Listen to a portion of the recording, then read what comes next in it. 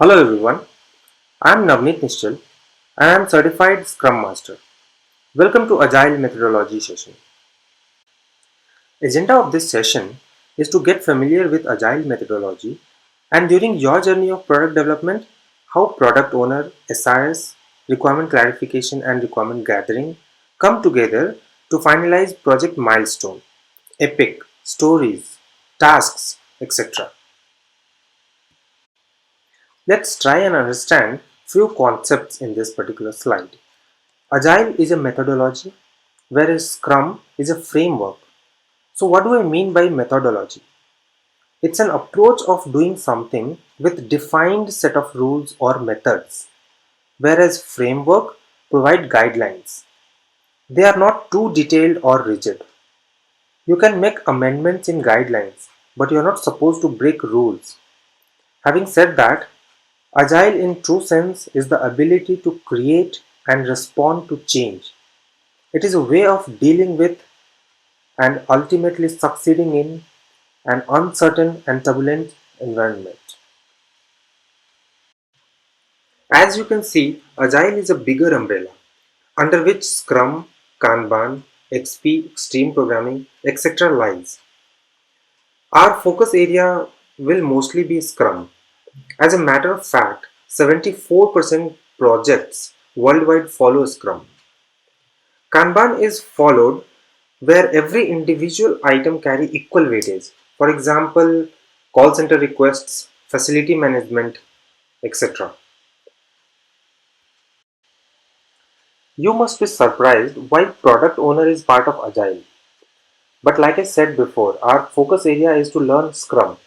Scrum has three roles: product owner, Scrum master, and development team. Product owner is the bridge between the stakeholder and Scrum team. Please be mindful that that development team is the subset of Scrum team and not vice versa.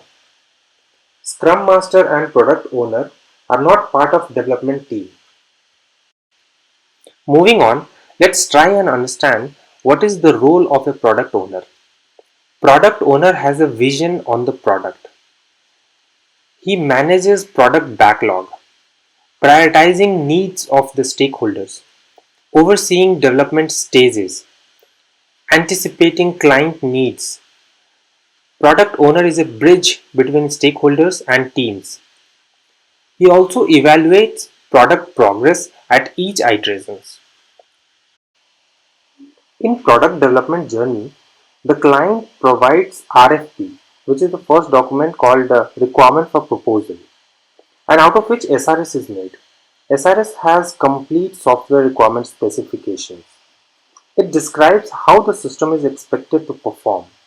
There are various specification types, namely functional, performance, interface, maintainability, reliability, safety, quality, operational, resource, etc. Requirement clarification and requirement gathering is a very critical process which decides success or the failure of a project. Usually client provides the SRS as first document.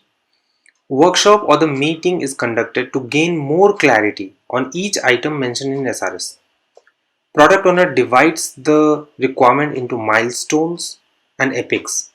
Epics are further broken down into user stories and tasks, and I'll cover this particular aspect in my next slide.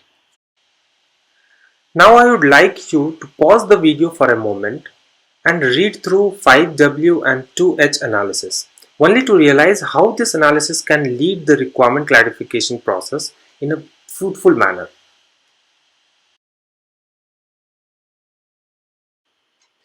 Finally, we approach to the last slide of this particular session. And in this slide, we will try to understand the difference between the milestone, epic, user stories, tasks, etc. by example. As you can see, the first milestone can be something like user login flow, view profile, and manage settings, which is further broken down into multiple epics. The first epic, it says, as a user, I should be able to log in. Second epic, as a user, I should be able to view my profiles. The third one, As a user, I should be able to manage the settings of my app, like notification settings, language setting, etc.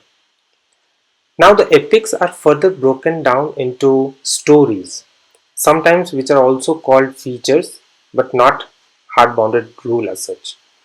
The first story, it says enter username and password to log in into the app. Remember, the epic was I should be able to log in.